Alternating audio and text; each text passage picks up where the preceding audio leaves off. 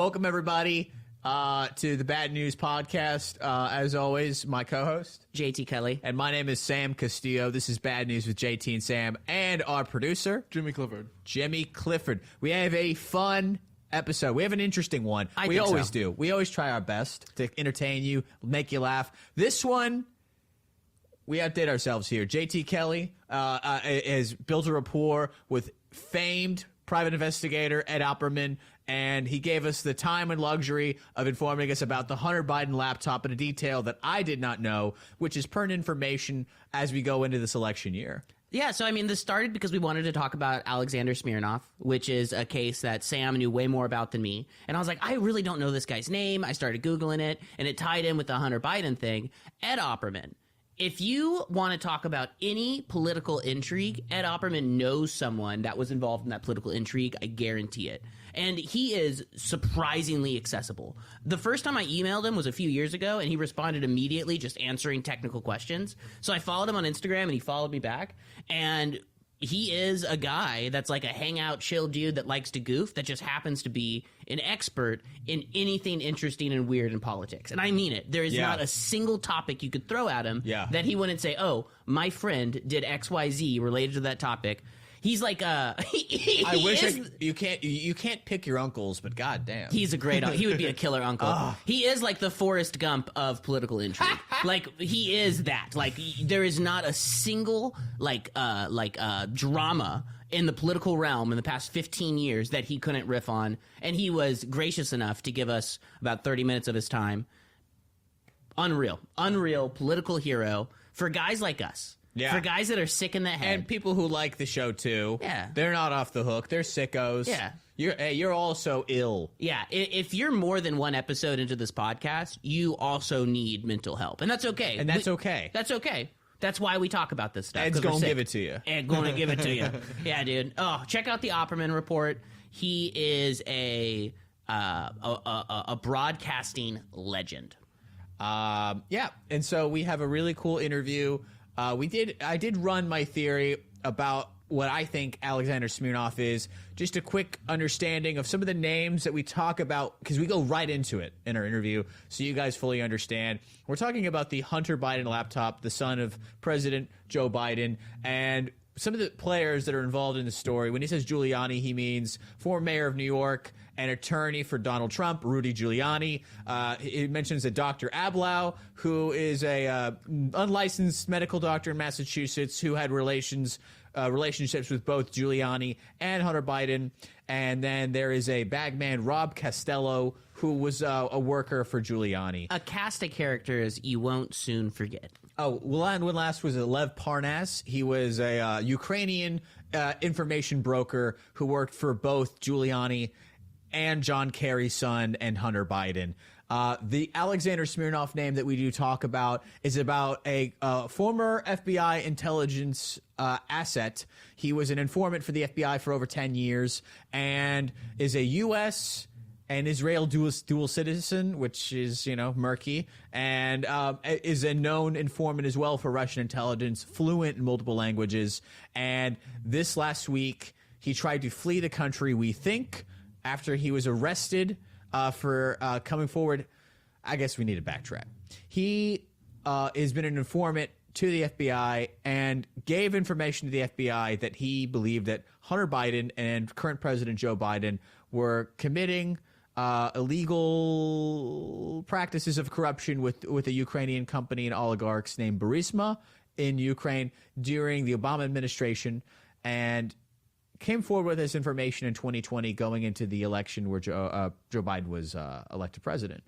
We'll be done in just a sec. Oh, you need this table. Okay. Who's that? We got to go. Oh, it was Carrie. She needs the table. Okay, cool. So we got to get out of here, folks. But Alexander Smirnov, you can look into the story, recently said that he was lying for all these years, where he does have proof of corruption of Hunter and Joe Biden. And we have a lot of theories as to why we think he is now claiming to have lied. He was arrested for this, then he was released on bail, then he was arrested again because our government thought he was going to flee to Israel. He's a complicated figure who I think we're going to learn more and more about in the next coming days. Let's just go to the interview, huh? I can't wait for you guys to listen to this interview. I can't wait for you guys to learn about Alexander Smirnov and maybe even come to Jesus. And maybe learn a little bit more about yourself.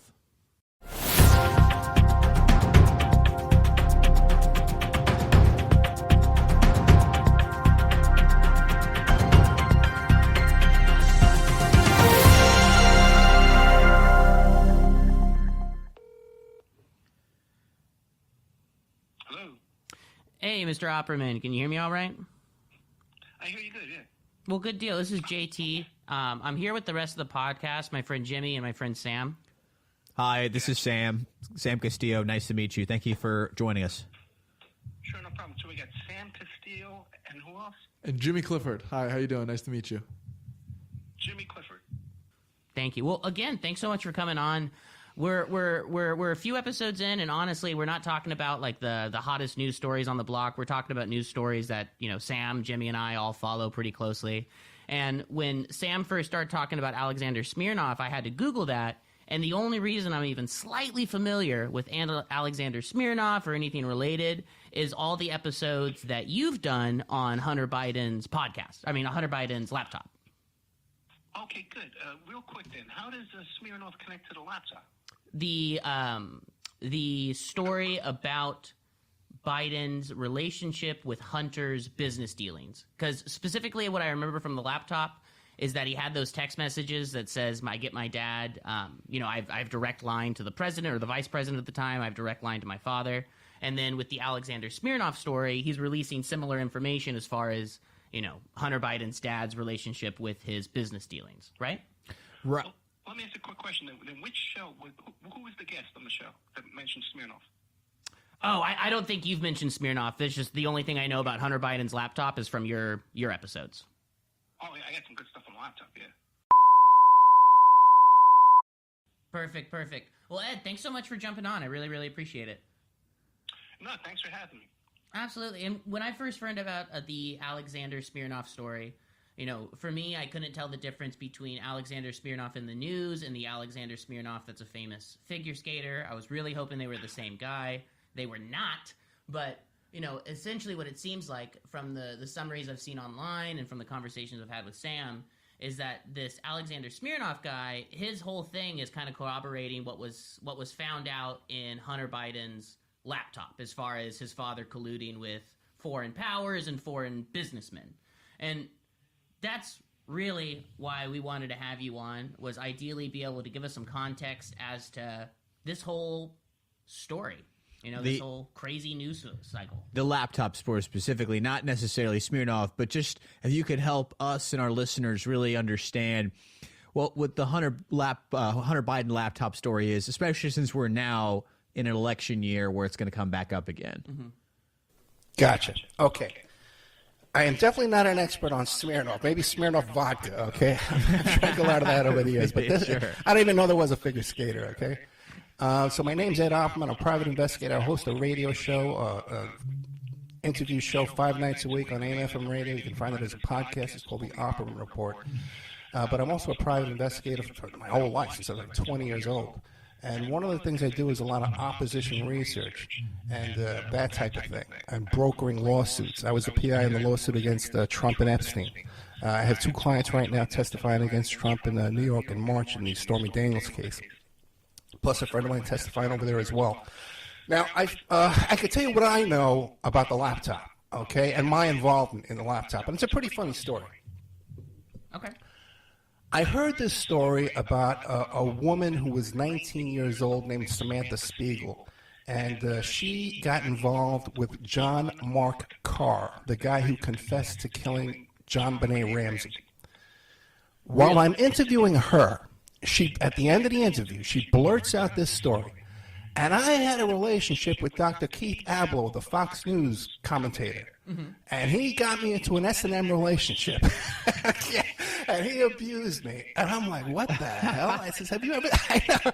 I says, wait a minute. Have you ever said this to anybody else before? Like in public on the radio? She goes, no, this is the first time. Okay, so we bleep that out because I don't want to get sued by Fox and Keith Abloh, right? Uh-huh. But I contact my attorney, Keith Davidson, one of my attorneys. and he's the one testifying in the Stormy Daniels case on March 25th. And I says, hey, man, we got this case against Keith Abloh. This poor girl was being abused by John Mark Carr from the John Benet Ramsey story. And here she is. She goes to Keith Abloh for help, and he gets her involved in this S&M abusive relationship, right? So he wanted to do it right away. He says, yeah, let's do it. I'll fly her out here right now. Let's do this case. But then he got mixed up in the whole Stormy Daniels thing, and he got too distracted. He couldn't. She chickened out at first is what happened. And then when she came back and she was ready to do it, he was all mixed up in that Stormy Daniels thing right at the very beginning when it was 24/7 news. And he was getting sued by Avenatti and all that crap. So she comes back. She wants to do the case, but he didn't want to take the case. He says, man, I'm out. Got too much on my plate. We find a couple of the lawyers. By the way, we're Epstein lawyers to go in there and take care of that case. So I put together a folder and a report on Dr. Keith Abloh and all his abuse of my client. That folder was used to get his license pulled. And whenever I say pulled, people think that I just looked up his license. No, we got his license. Woman, because working for Diddy for 6 years? From the state of Massachusetts. Now, what people don't know is that Hunter Biden went to live with Dr. Keith Abloh for 3 months. When? Did you not? Yeah, oh, yes, see that? You didn't know that, right? So I actually heard this on your podcast, and it's coming back to me now, but I don't want to spill the story here. So I am remembering this, but only from you. So, Ms. Opperman, right. It's out there. This is Sam again. Just to understand the timeline. So, whenever you guys were looking, the Stormy Daniels case was what? That was like late 2017. That's whenever Mrs. Spiegel was approaching you guys about, taking this to trial? Well, originally Spiegel was even way before that. Okay. I would have to go. She was like 2008 or 2000. No, I started the show in 2013. Wait a minute. Because I interviewed her. So it would have been about 2014, 2015 with Spiegel. She chickened out back and forth. And then around Stormy Daniels was 2016. When right. We were okay. Daniels. Yeah. Oh, okay. So, and then Hunter Biden's living with Abloh. Do you know what time? Off the top of my head, no. I'm sorry. No problem. I'm mixed up in a lot of stuff. Of course. I'm involved in a lot of stuff. I'm writing. If you're watching Netflix, that thing right now with Danny Castellero and the Octopus Murders, there's a series that just came out on Netflix. My friend is Bill Hamilton, who is the center of that story. And I got 3 hours exclusive with him. He's never done an interview in 45 years. And the Netflix documentary really went out of their way to smear this guy. And I'm very, very upset about this. It just came out the past couple of days. And I've been working on that for the past few days. Now, so the timeline, Hunter Biden went to live with Keith Abloh. I don't remember quite when. But he left behind a laptop. And he left behind diaries and all this material. So, they call this the second laptop, okay? And the first laptop supposedly wound up at this John Mark Isaacs computer repair place. This blind fellow there down there in Maryland who runs this computer repair place. He's moved to Colorado since. Now, back when that whole thing with the laptop came up with John Mark Isaacs, I get a call from a friend of mine who's a very aggressive reporter, a very aggressive tabloid reporter.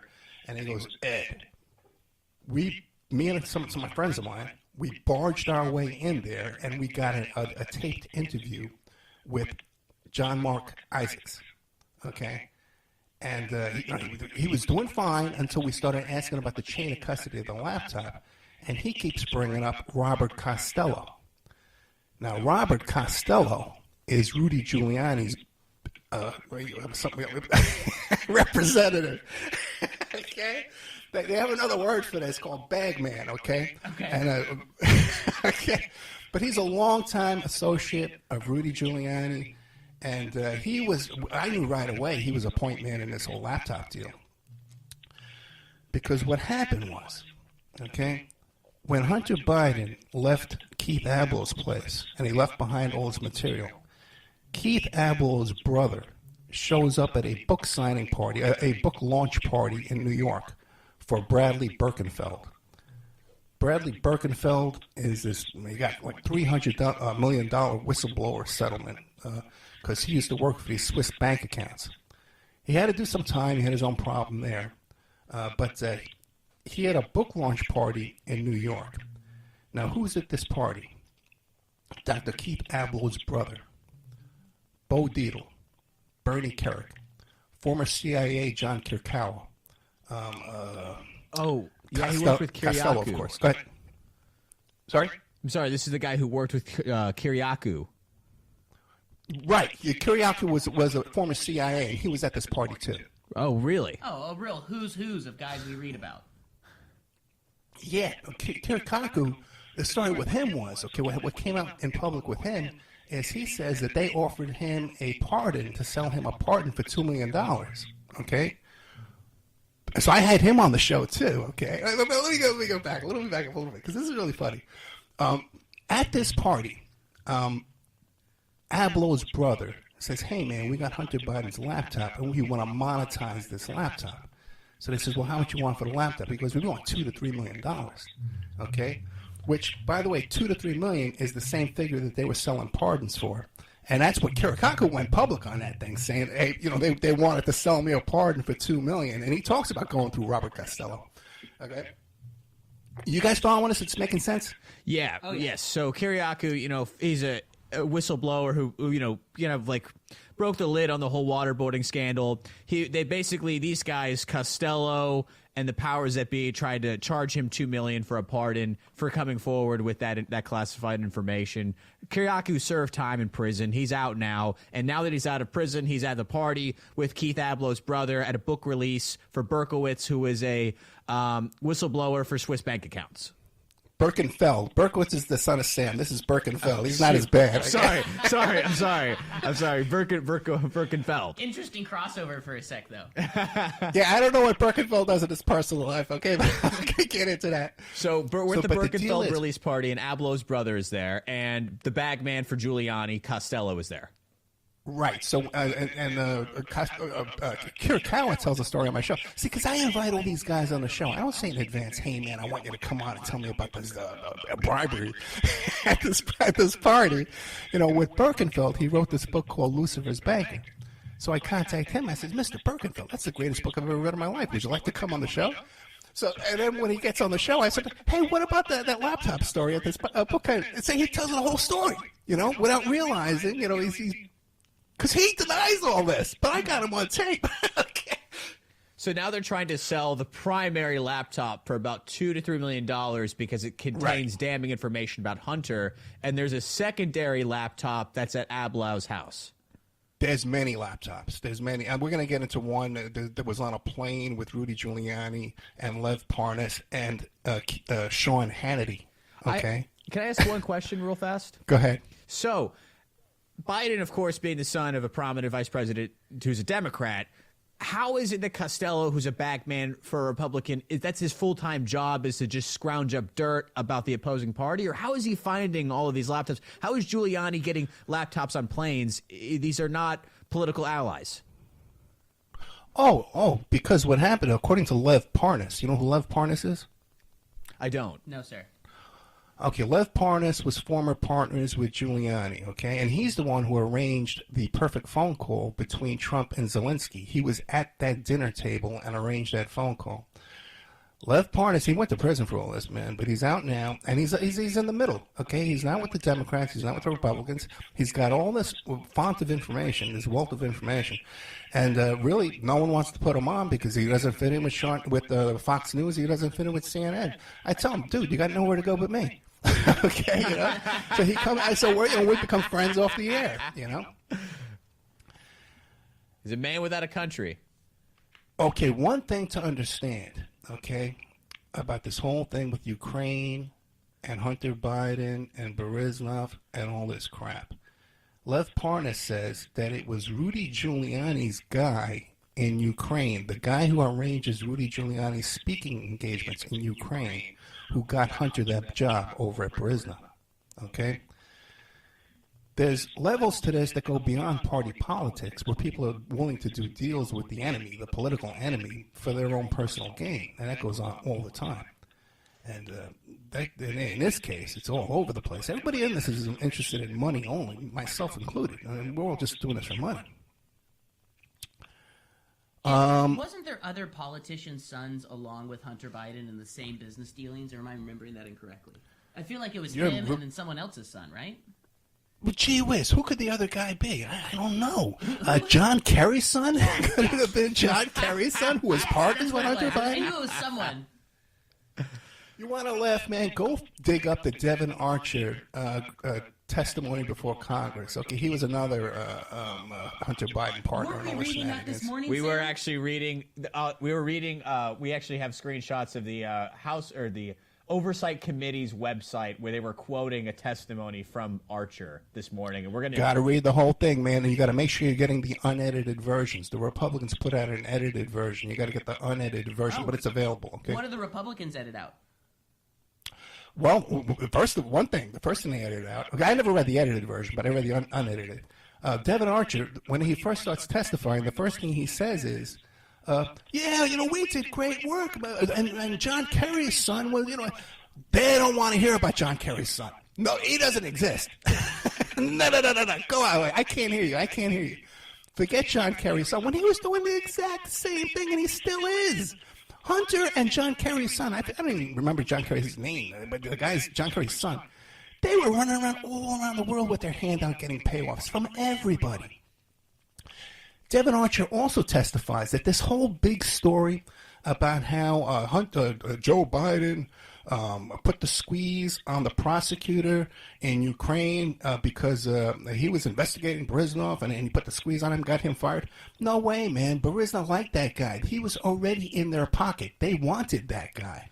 So this whole story about that doesn't fit at all. That's just for TV because I got a nice news clip about Biden bragging about it. If you could explain to our listeners really what the Burisma deal is, that now that we know that Lev Parnas was kind of the guy, the middleman who helped broker the deal. He was the guy who helped Giuliani with his speaking engagements and when he would go to Ukraine, and he was the guy who connected Hunter Biden to that oligarch Mikhail and Burisma.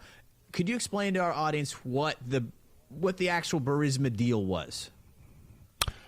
Basically, Burisma, well, I can't even pronounce it, but that company in Ukraine, it's an energy company, an oil and gas company, hired Hunter Biden and Devin Archer and John Kerry's son for political lobbyists. Correct. And they said when we had a problem, we would go to Hunter Biden. Which lobbying firm do we use in Washington?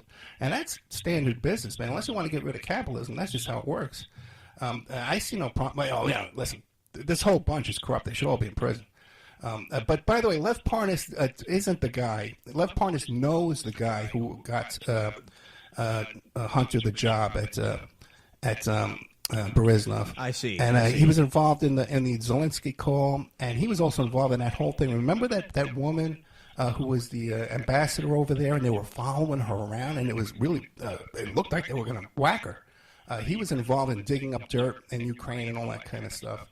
That's Lev Parnas. Right. But he was very close partners with Giuliani. He's got all the dirt on Giuliani. Real quick, back to the because it's important, the Keith Abloh aspect of all this. Right. Because you're at this book signing. There's dirt in Keith Abloh's house, in his safe, worth $2 million minimum. Right? He wants 2 to 3. So now you got. Is there anything on that laptop that's worth $3 million that we've seen in public? No, not really, right? Mm-hmm. But Abloh's seen it, and he thinks that there is. Okay, Abloh's the one, by the way, too. You see that thing recently about the sawdust on that table that looks like lines of coke? Yeah. That's Abloh. That's his table. That's his picture that he mailed to Hunter Biden. Okay? He's in the mix of it all. Oh, Abloh's a sick guy, man. Real quick, I'll tell you, this is public, man. And I got the documents to prove it. Abloh went to my client. They had a fight over the phone. Okay, she was in San Francisco. He was in Massachusetts. They had an argument over the phone in the middle of the night. I can't blame him because she was a very difficult woman speaking. We've had worse arguments, but he calls up and has her committed, 5150. He has her put in a mental institution. when she gets out, they go back into their sexual relationship. They go back into their relationship. And I have a text message where he's saying he wants to slap her in the vagina with a knife after he's just had her put in a mental institution. This is serious stuff. Man. He lost his license. He was called an imminent threat to the public is why he lost his license. And he's got in his safe this Hunter Biden laptop, right? And he wants $2 million for it. So Rudy and his team there, they dig up who were the guys? It was Bo Dietl and Birkenfeld. You know who Bo Dietl is, right? Yes. The famous New York City private investigator, One Tough Cop. If you watch that movie with Harvey Keitel called Bad Lieutenant, I've not that's seen Bo that Dietl. movie. Oh, you got to watch that movie. That's a great movie. Okay. And that's the story of Bo Dietl. Okay. And me and Bo Dietl have been friends since the 80s. I know all these guys back in the 80s in New York. Oh, wow. Now, Bo Dietl and Birkenfeld go to the Dr. Keith Abloh's house in Massachusetts. They knock on the door. Hey, how are you? We want to negotiate about this laptop. Negotiations fall through. They leave. They're empty-handed. But wouldn't you know, the next day, there's a knock at the door. Open up. DEA. Search warrant. We're coming in. Somehow this crew gets to a judge and gets to a DEA. We're all feds. These are all feds just as bad as the DOJ working for the Bidens, right? And they go in there and they snatch up the laptop and all other kind of stuff. No charges ever, right? And Hunter Biden's able to go through his attorneys and get that laptop back, okay? But not, but they copied everything on there, right? Mm-hmm. So that's a pretty interesting story that Bo and Birkenfeld were able to get to a judge, a federal judge, DEA squad, and go in there and raid this house, man, get this laptop. During that raid. That's one of the laptops. And during that raid, they get that one laptop from Ablow. Did they find actual drugs or weapons in that house? Yeah. They were also raiding pharmacies because he was giving his these female clients ketamine, and he had sexual relationships with all his clients and stuff like that. It's really bizarre. That in itself. Psychiatrist. Which he's lost his medical license now in Massachusetts. Yeah, but you want to know what? He hasn't slowed down a bit. If you go to his website, he's still offering therapy as an unlicensed therapist. Oh, wow. He's selling books, too. I know. So that was the first laptop. It gets copied by the feds. It gets back into Hunter's hands. What's the story on the second laptop, the one that is in the hands of a blind repairman at this time? The Mac Shop was the name of the computer store. Right. See, that's the thing. We don't know which one is first, which one is second, which one's third. No one knows that. No one can tell you. Well, the other guys involved would know, like Steve Bannon and that fellow Versh Barra who worked for. You know the story about that guy? I don't know Versh Barrow. I don't actually either. Oh, this is the guy. He was working for he did damn. He's a drug dealer from Staten Island who lives at his mother's house. Great this story. Indian guy. He went to work for Steve Bannon when Steve Bannon had a copy of one of the laptops, and he would throw laptop watching parties. Okay, to go through the laptop. Then he went to work for Matt Gaetz to do damage control in Matt Gaetz's situation here, which, by the way, too, ties into all this, too, as well, okay? Because we have opposition research on Matt Gaetz. Avish Barra then went to work for George Santos. He was George Santos. Dirty tricks, guys. But you know that WhatsApp message where Hunter Biden is talking about, I got my father right here and, blah, blah, blah, all that I know stuff? exactly what message The one you're where he's talking calling him the brand? Right, the WhatsApp message. Yes. That's Vish Barra is the guy who hacked into Hunter Biden's WhatsApp and got that message. How do you spell that last name again? Barrow? Do you know? Barra. Vish, V-I-C-H. Let me see if I can find it on my Twitter. He's a real character. Okay, I They think all we are, found right? him. You found him? Okay. Yeah. Okay, now, so no one knows what's the deal with this laptop at the John Mark Isaacs, this character. And by the way, his name he has different names, too. Sometimes it's Mac Isaac, Mac Isaac, he's a really shady character. I noticed that too, but I wasn't sure if that was just bad reporting or if something shady's going on in the way that they talk about it. He's an interesting guy. He definitely knows who I am because I was on this little radio station in Florida, And the morning host would go on every day. He would listen to my show at night, and he would go on in the morning ranting and raving. He was so upset that I was on the same station with him. He started talking about how he was bringing a gun into the station. And every night on this station, there's a card-carrying communist on this station. So this guy, John McIsaacs, writes a book, and somehow he winds up on this obscure interview with this morning host on the station. So they all, he had to use my name to get the interview. So there's another laptop, okay? See, because according to Lev Parnas, who's tuned into all this stuff, he knows all the dirt, he knows everybody. He just came out with a book just recently. And he knows all about that coup in Venezuela, too. There was another, see, because according to Lev Parnas, the Russian FSB was going to Hunter Biden and telling him, look, man, we got hookers, we got blow, we got drugs over in Kazakhstan. We're going to fly over there and hook you up. You can party all you want with these free hookers. And they were filming all this secretly, and that's all this dirt and these photos and these videos you see on these laptops. It's from a Kazakhstani setup. Yes, right. Because the Russian former KGB is deeply involved in all this. Mm-hmm. Lev Parnas, Sean Hannity, and Rudy Giuliani were scheduled to go to Vienna to pick up a package.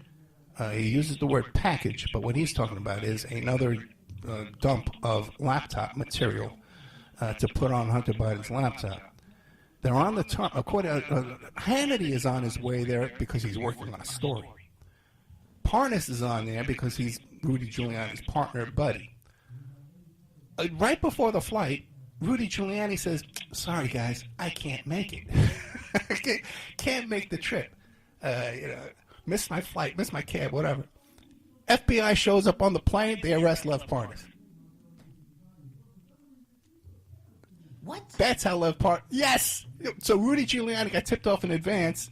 Heard the DOJ was, the FBI was coming on there to arrest, probably him too, and he takes off and leaves Lev Parnas holding the bag. He gets busted for his own crimes and situations there. At one point, the Hunter Biden laptop, and it's a conflagration of all these different laptops and different information come from all places.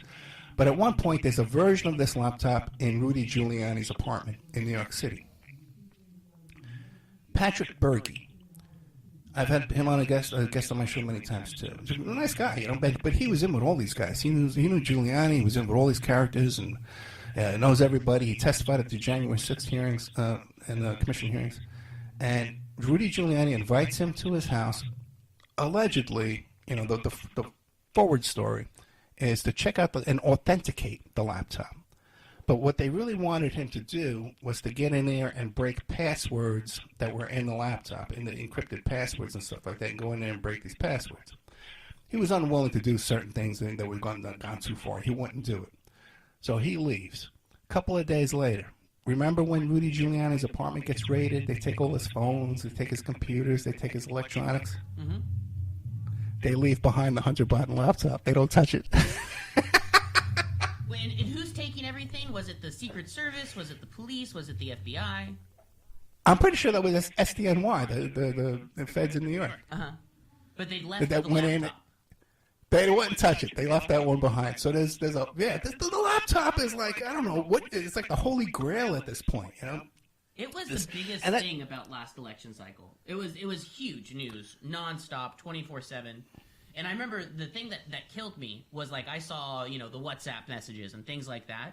But the only thing I would see in the news was like, Biden's messages to his son during rehab. And they were trying to make that as if that was the big deal from the laptop. And anyone that's like, following the story is like, no, that is not the story from the laptop. There's photos of him drinking with the daughters of President Obama. Uh-huh. There's the photos of him, drinking with different underage girls in pools, him smoking crack. And then, of course, there's these business dealings, these ones that show signs of corruption. There's so much on just that one laptop, and there's multiple laptops that these other people in his life, like Ablau, possess that Costello is getting a hold of. This is a whole separate world that I don't think myself and a lot of people know. They're trading them like Pokemon cards. Yeah. Do you want to hear something funny? In this case against Stormy Daniels, there was a book that came out called "The Fixers," the porn stars and the lawyers and the crooked this and that who got Trump elected, right? And I was interviewed for that book, and so were two of my clients, Gina Rodriguez and Keith Davidson. And when there was right before they were going to indict Trump on this, Robert Costello comes forward. And he says, I have information about Cohen that makes him an unreliable witness. I demand to be interviewed by this grand jury. So he comes out after the grand jury, and he's holding up the book, the Fixers, right? And by coincidence, at the same night, I was replaying that show, the interview with the Fixers, as he's holding up the book live on TV. You know, talking about all my friends, you know, that are testifying against Trump. So, but the thing is, you know, which laptop is which, man? There's a lot of laptop information floating around out there, and if you notice how it comes out in dribs and drabs, it's because they're breaking into different passwords and they're getting more information, or they're hacking into WhatsApp and stuff like that. Mm-hmm. Is there something that, you know, like I mentioned a second ago, there's the photos of like sex acts, drug use, the Burisma story. Is there anything that you know, or someone has told you that they've seen on any of the laptops that you think is interesting or valuable information that the public might not know already? There has to be information that is being held back for blackmail purposes or bribery purposes. Of course. Because Ablo says, Ablo looked at this and he felt it was worth $3 million.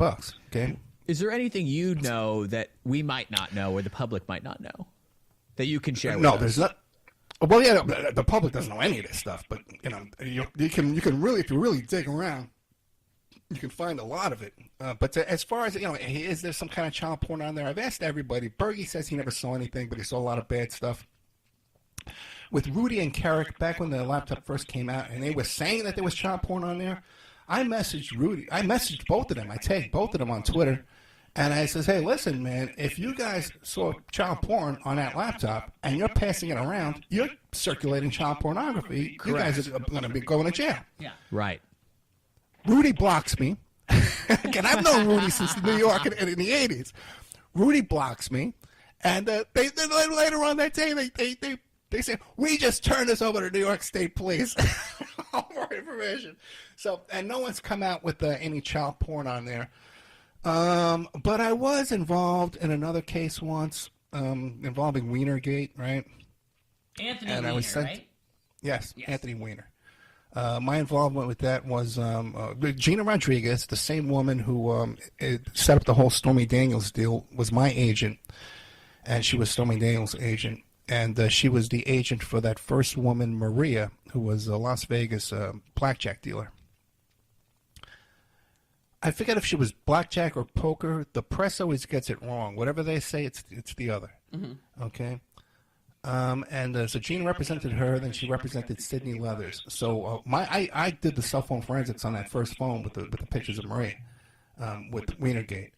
Later on, when all this thing was just going on and on and on, I was sent a phone by a woman who said that she had a teenage daughter who sent nude pics to Wiener.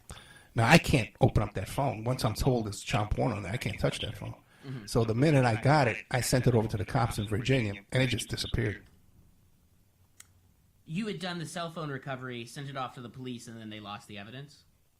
No, I got it, because what happens is, if you're doing cell phone forensics and or computer forensics, and you discover child porn or something that drastically illegal on the device, you have to immediately shut it down and take it to the police station, okay? So with that phone, I was told by the mother that it was on there. So I said, okay, once I'm not opening up this box, okay, I'm sending this over to Virginia, back to the cops in Virginia. They can open it up, and that story just died. Mm-hmm. Nothing's come out of that. Mm-hmm. Okay? Well, for our purposes, it seems like the Hunter Biden laptop really corroborates the story that this guy, Alexander Smirnov, is telling. But right now, Alexander Smirnov is in jail because they're calling him a liar. Is that right, Sam? Well, just to really fully explain what we know about Alexander Smirnov. He is an FBI informant. He's been an informant of the FBI for over 10 years. And in 2020, he corroborated a lot of the details of the Hunter Biden Burisma deal and came forward as an informant to validate them. And that's what began the inquiries by Senator Chuck Grassley into the story. And when now that Hunter Biden is being tried again for the drug and gun charges, and the Republican Party's trying to start an impeachment process on Joe Biden, they were looking towards this informant who's been working with Republicans in the House and Senate for 4 years now to kind of, come take the stand and really validate what's on that laptop, as a way to begin impeaching Joe Biden and charge Hunter. But this week, Alexander Smirnov said, actually, I lied. Actually, I've been lying for years. Turns out all the times that I have been able to say that I have testimonies from people, that I have emails, that I have texts that you guys don't have, that I have proof that all this corruption took place. Turns out I don't have it, and even though I've been an FBI informant and I'm a dual citizen of Israel and I speak all these languages and I'm a Russian intelligence asset as well, turns out I actually don't know what I'm talking about anymore. And this would mean that the impeachment process for Biden is moot and is not valid, and that Hunter Biden should be tried only for the guns and the drugs and nothing else. And it turns out these guys are pretty much innocent. And it looks like he's going to go away for a long time. He's taking the fall. It appears to the outside either he did lie to destabilize our election process as a Russian-Israeli asset, or he was telling the truth and that he can corroborate and validate the corruptions, and the Democrats have something on him, so they're going to weaken the Republican arguments as to how to harm both the Bidens. Right. JT was saying that you guys have this theory that the Democrats are blackmailing Smirnov. That's what I mean. It's either that or he's a Russian asset. No. Those are our theories. What do you think when I tell you that idea? What are your thoughts? It's definitely possible because even Devin Archer, he was going to prison like the day after his testimony. So it seems the Bidens are no slouches. Okay, they are using the Justice Department to help themselves here, as far as their corruption goes and stuff like that. And I'm sure they're using bribery as well. And if they have blackmail there too as well, I'm hesitant reaching out to them with information I have. And at one point, I had more information about the Hunter Biden story than Hunter Biden knew. I also know for a fact that I don't know how public it is, but one of the guys I mentioned more recently sent over an affidavit to the Department of Justice, and they never got back to him. But Hunter Biden's lawyer did, and contacted him and said, "Hey, we'll give you $10,000 for that affidavit." So, but I know also too that there's other opposition research information, which you can also call blackmail, but opposition research information that they turned down. That's involved in this case. So, could it be that are there deals behind the scenes in all this? I'm 100% sure there are. Okay, negotiations and deals and payoffs and all kind of stuff like that. Threats of a prosecution will drop charges, because when they drop charges, that doesn't make the press. This story just goes away. People forget all about it.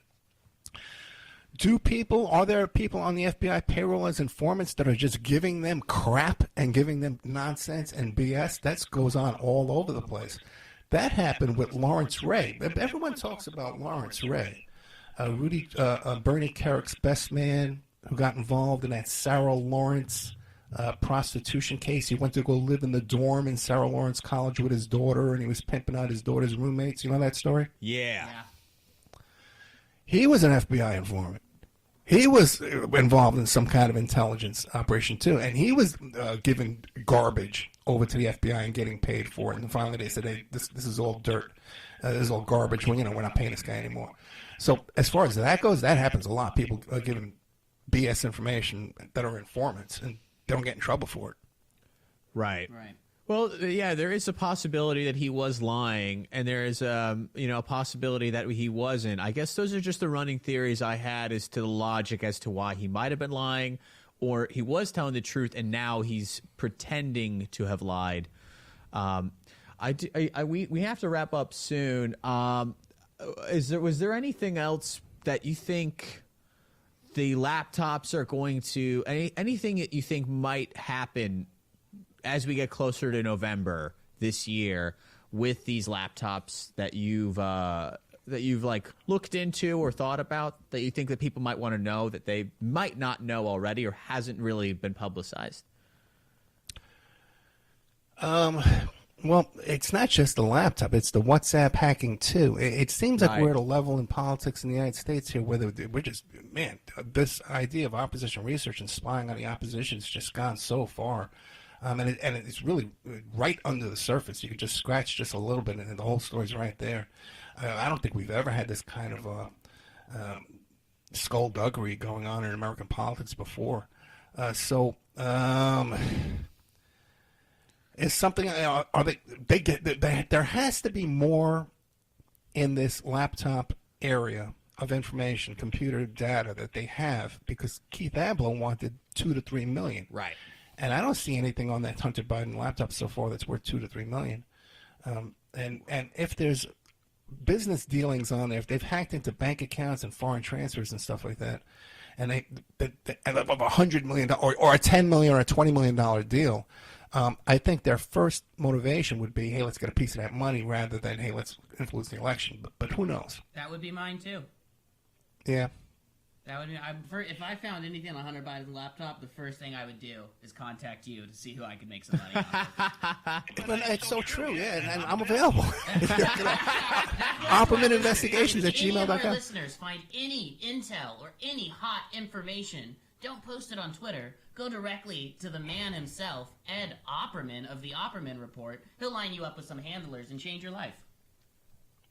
You know, I hate to joke around, but it really is true. One of the big things we do is sexual battery on children. It's a big cases that we work. That's one of our specialties. You know, if you got a school, if you were molested at a school or a church or something like that, those are our specialty, those kind of cases, to get settlements on those kind of cases. So we're definitely people who go for that. And this kind of opposition research too, you know, in political opposition research. If you have something like that, shoot me an email at oppermaninvestigations@gmail.com. And Ed, we do have kind of an unrelated question, just something Sam and I spend a lot of time talking about. We both live in Austin, Texas, where there's this really famous case of an FBI agent walking into Container Bar here and then shooting himself in the head. Are you familiar with this at all? No, I'm not, but it sounds very interesting. It is one of the most fascinating cases of all time. This guy was a Wall Street banker turned FBI informant. He worked... Agent. Agent. Not informant, sorry, yeah.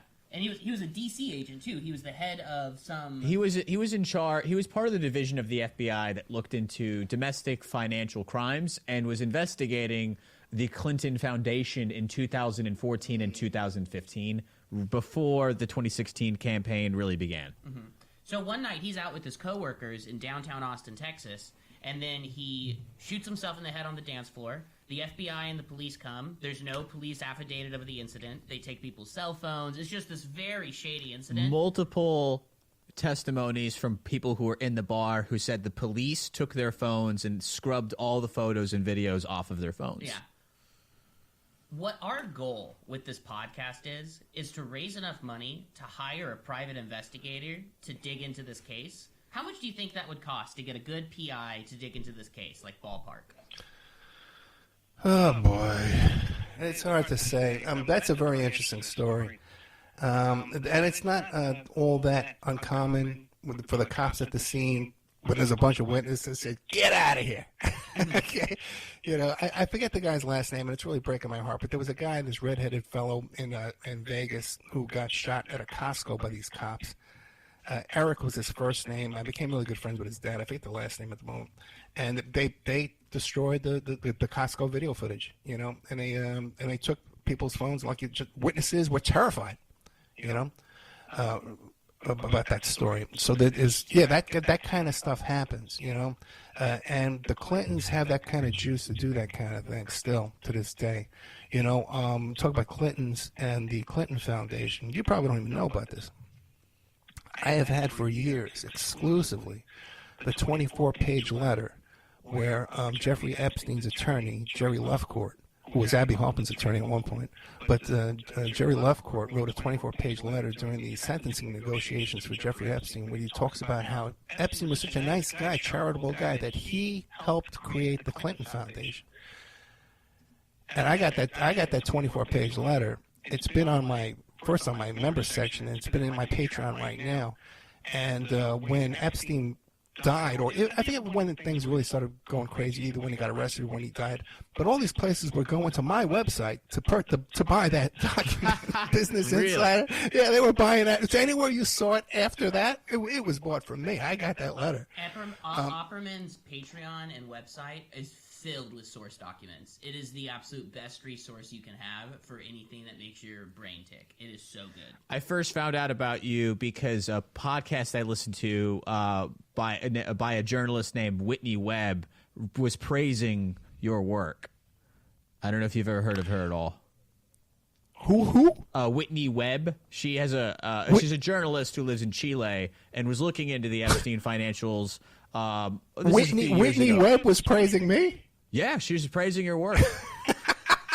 Okay, that's a good one. Okay, yeah, Whitney Webb showed up around 2016, and she's somehow become an expert on everything. But I do have a lot of documents, first-hand documents. What was I going to say? I was going to say, oh yeah, this is pretty good. Because I've been working on Epstein since 2013. I did the first radio show about Epstein in 2013, and then I was later on hired to work on some cases with that. I couldn't even find a guest. Nobody knew who Epstein was back in 2013. No one knew that name. But remember that case where those Charlie Hebdo, the cartoonist, and those guys went in there and shot up the joint? Yeah, Yes. Je suis Charlie. Je suis Charlie, yeah. Right. Okay. Right before that happened, there was suddenly all these news stories in the British tabloids about the Clintons being involved in Epstein. And that got wiped off the cover of the news because of that shooting. Really? And here you had these guys. If you go and look into that shooting, you had these guys who had military training. These guys when they were escaping the scene, they were doing like tactical retreat. So they go in there and they shoot this guy up. They come out, their getaway car's gone. Okay. This is such a crazy story. They come out, their getaway car's gone. So they're retreating down the street. They wind up in a warehouse. I think it was like a magazine warehouse or something like that. And reporters called up and they pick up the phone. And they say, we were paid $20,000 to do this. Okay? Now, that's something the Clintons could pull off. Okay, people talk about these big false flag operations and stuff like that, and half of it's crazy.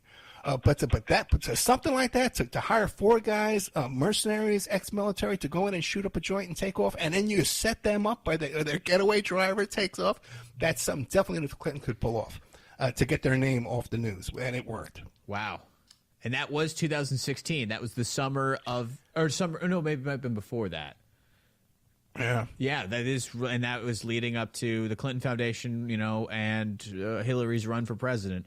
We're running out. We are just about out of time, but we really appreciate you giving us time on your Saturday. Really, really.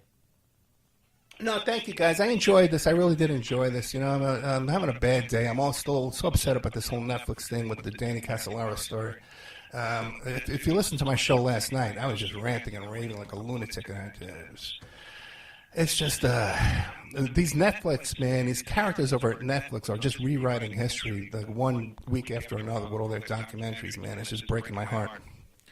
Yeah, honestly, if we can't get you a Netflix deal, I'm canceling my subscription there. I have so many questions another time about the Netflix Dirty Money series about Epstein. But in the meantime, our listeners will definitely check out, Ed's episode where he does talk to Danny Casolaro about his side of the story about the Octopus Killings documentary series. And the casts that he's had on. You've had about 10 years of Opperman Report. You have the craziest guest you could ever imagine. If you even enjoy the show a little bit, dig into Ed Opperman. He has a guest that will blow you away. I guarantee it. And, of course, your website. By the way, Patreon. I never interviewed Danny Casolaro. Danny Casolaro died in a staged suicide. The guy I got Bill. is William Hamilton, William Hamilton. who is the center, the former NSA for 7 years, the center of that story, who wrote the software, who got ripped off by Ed Meese, and Mike Deaver and the Reagan White House, they stole his software. They put a backdoor into his in-slaw promise software and sold it around the world so that the U.S. NSA can go in and spy on people. And then there was another use for it where they went in and they were using it in the banking system that they could spy on people's wire transfers or to overseas Swiss bank accounts and stuff like that, where they could blackmail those people and sometimes even go in and steal the money. That's the promise Enslaw octopus story. Wow. We'll definitely check that out, everybody. And we really appreciate your time and hope you have a good weekend.